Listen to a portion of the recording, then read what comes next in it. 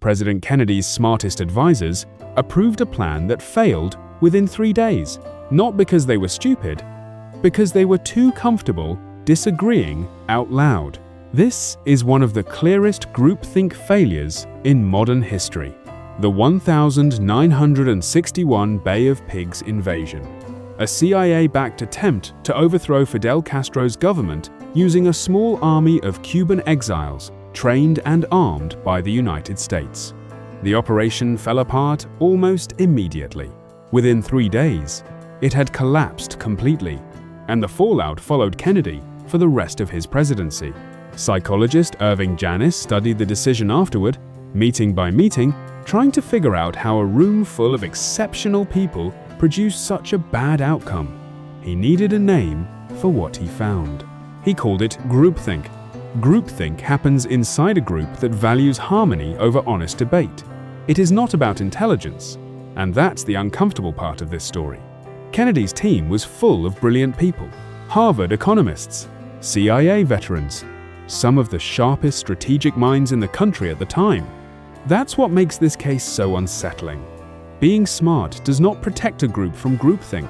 In some ways, it makes the trap easier to fall into, because everyone in the room assumes the room itself is too capable to be wrong. Nobody wants to be the person who slows down a team that talented. Here's the actual mechanism, stripped down to its parts. In a tight-knit group, disagreement starts to feel like disloyalty. Nobody says that out loud. Nobody has to. Members quietly censor their own doubts just to avoid friction with people they respect.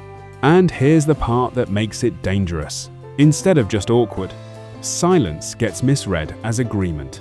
If nobody objects in the room, everyone assumes the room is unanimous. Except it usually isn't. People are simply choosing not to be the one who breaks the mood. Several of Kennedy's advisors privately doubted the invasion plan. Multiple people close to the decision had real reservations about whether it could work. None of them spoke up forcefully in the actual meetings. Sit with that gap for a second. Private doubt, public silence. That gap is the entire mechanism of groupthink, compressed into one sentence. Think of it like the old story about the emperor with no clothes. Everyone in the crowd can see the same thing. Nobody says it first, because saying it first means being the odd one out, the one who broke the spell everyone else seemed happy to be under. So the crowd stays quiet, and the parade keeps moving, and the obvious problem stays unspoken until it's too late to matter. A boardroom works the same way. A dissenting thought only needs one person willing to say it out loud before the whole room realizes half of them were thinking it too. Groupthink survives on the assumption that you'll be the only one who disagrees. Most of the time, you won't be. Why didn't they speak up? Janis found a pattern behind it. The group felt invulnerable. Past decisions had worked out, so confidence kept building on itself, layer after layer. Success breeds a kind of institutional overconfidence, where a group stops questioning its own judgment simply because the judgment has been right before. That confidence becomes self-reinforcing, and self-reinforcing confidence is exactly what stops a team from stress testing its next big call, right when the stakes are highest. There's more to it.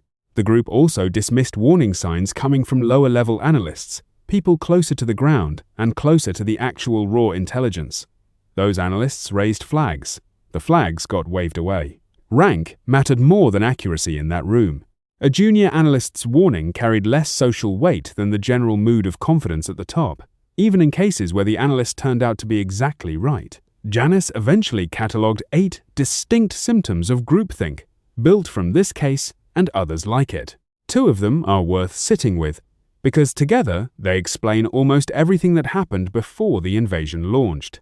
The first is the illusion of unanimity. This is the silence equals agreement trap in its purest form.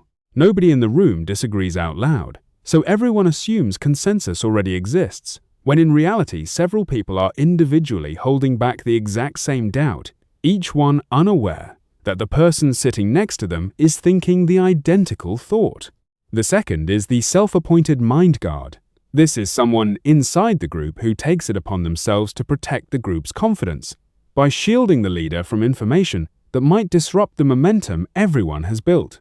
Usually not malicious, usually well-intentioned, They think they're being helpful, keeping the process moving, avoiding unnecessary friction at a delicate moment. But the practical effect is identical to active censorship. Dissent gets filtered out before it ever reaches the person making the final call. There are other symptoms in Janis's list worth knowing, because they show up just as often outside of foreign policy.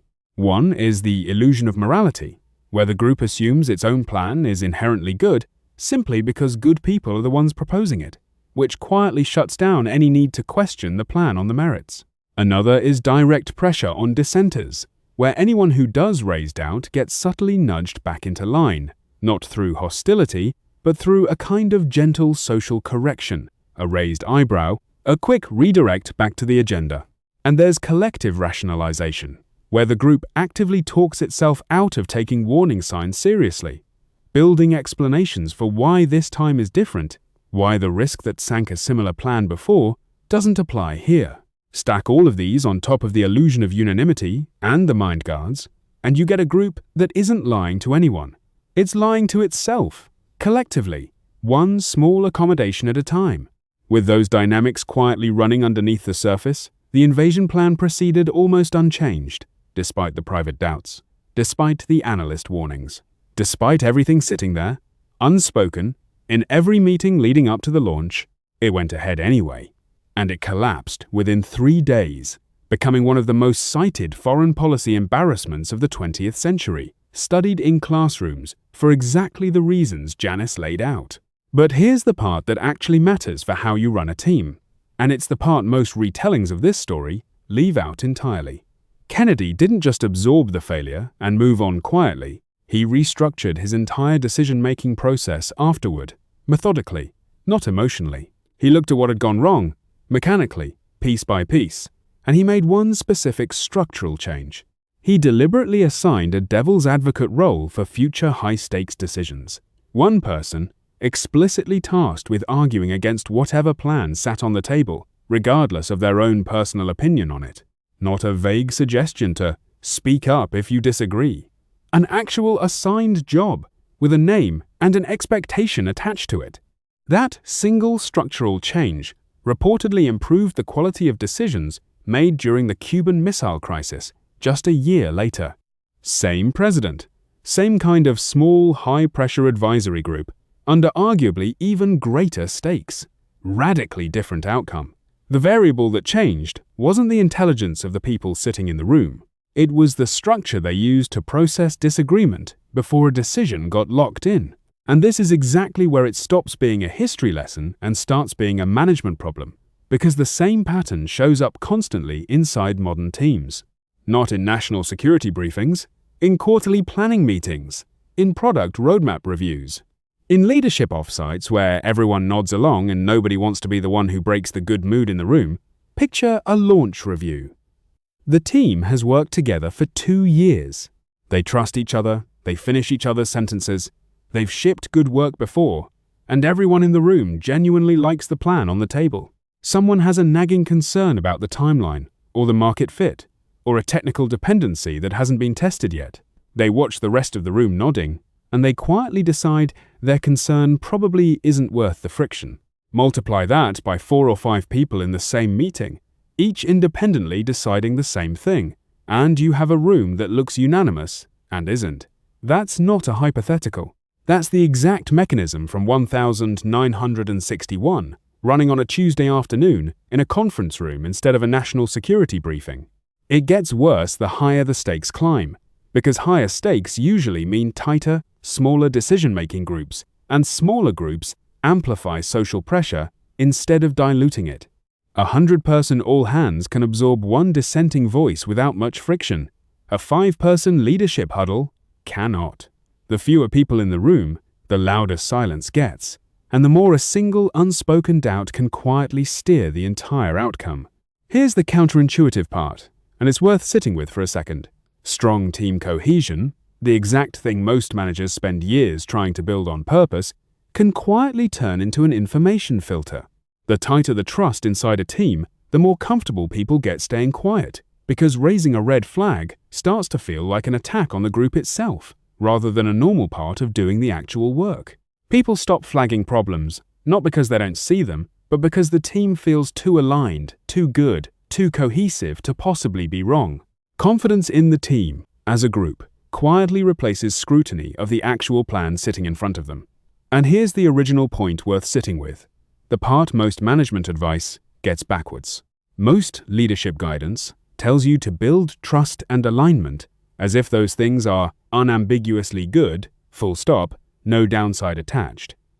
But trust, without a mechanism for dissent, isn't a strength by itself. It's a blind spot wearing good morale as a disguise. The Bay of Pigs wasn't run by a dysfunctional team that hated each other. It was run by an unusually functional, high-trust one, and that's precisely what let the doubts stay quiet long enough to matter. So managers running tight, high-trust teams actually face this risk more, not less. It's counterintuitive, but the better your team gets along, the more deliberate you have to be about forcing disagreement into the room on purpose, because it will not show up naturally on its own. A dysfunctional team argues constantly, sometimes for the wrong reasons, but at least the friction stays visible where you can see it. A high-trust team can sail through months of meetings with zero visible conflict, while several people quietly nurse the exact same unspoken doubt about the plan, never once saying it out loud to each other. If your team never argues about anything, that's not evidence of a great team. That's a warning sign flashing quietly in the background. Treat total agreement as data worth questioning, not comfort worth enjoying. It should make you slightly suspicious, not slightly relieved. So what do you actually do about it, practically? Starting with your next meeting, 2 concrete moves, both borrowed directly from what Kennedy changed after 1961. First, assign someone to challenge the plan on purpose, every single time, for anything that actually matters. Not as a personality trait you hope one person naturally has, as an assigned role, explicitly named out loud in the meeting. You are the devil's advocate today. That framing matters more than it sounds like it should, because it takes the social risk off the individual completely. They're not being difficult on their own initiative. They're doing their assigned job, and everyone in the room knows it. Second, ask the quietest person in the room to speak first, before senior opinions start anchoring the entire discussion. This one is simple, and it works because of how groups actually behave under social pressure. Once a senior voice states a position out loud, everyone else's opinion bends toward it, consciously or not, almost immediately. Flip the order deliberately. Junior voice first, quietest person first. Let the unfiltered read land on the table before the room's gravity pulls everyone toward premature agreement. And rotate that devil's advocate role every single meeting, on purpose, so it never becomes personal. If the same person always plays the skeptic, they get typecast as the negative one on the team, and the role slowly loses its power to actually surface anything useful. Everyone eventually has to wear the badge at some point. That rotation is what keeps the role structural instead of personal, mechanical instead of political. There's a third move worth adding, borrowed less directly from 1961, but consistent with everything Janis found. Separate the meeting where people generate the plan from the meeting where people approve it. When the same room builds a plan and blesses it in one sitting, momentum takes over, and by the end of the session, everyone in the room has a small emotional stake in seeing it succeed, which makes genuine last-minute doubt almost impossible to raise. Put a gap between building and approving, even a short one, and you give the group's confidence time to cool down enough for someone to actually reread the plan with fresh eyes instead of momentum. None of these fixes are complicated. None of them require new software, new headcount, or a consultant. They require a manager willing to slow a confident room down for 5 extra minutes, on purpose, even when everyone in it seems certain they're right. That's the hard part. Slowing down a room that feels good is much harder than slowing down a room that feels tense, because nobody wants to be the person who introduces friction into a meeting that was going so well. None of this requires a smarter team than the one you already have. Kennedy's team in 1961 was already about as smart as it gets, full of people with credentials most of us would envy. What it needed wasn't more intelligence. It needed a structure that made disagreement mandatory instead of optional, because optional disagreement inside a room full of people who genuinely like and respect each other will lose to comfort almost every single time. It's worth remembering that Janis didn't study groupthink because he assumed leaders were reckless or careless. He studied it because the opposite was true. Careful, capable, well-meaning people produced a disaster, and that's a far scarier finding than incompetence would have been. Incompetence is easy to spot and easy to fix. You just need better people. Groupthink hides inside your best people, in your most functional team, on your calmest day, which is exactly why it survives so many rounds of lessons learned meetings without ever actually getting fixed. You can't out-hire your way past it. You can only build a process that assumes even your smartest room will occasionally talk itself into silence. So the next time your team walks out of a meeting in total agreement, don't relax. Ask who didn't say something. Because somewhere in that room, back in 1961, several people already knew the plan wouldn't work. They just never said it out loud. Not forcefully, not in the room, not when it could have changed anything. And 3 days later, everyone found out anyway, the hard way, in front of the entire world.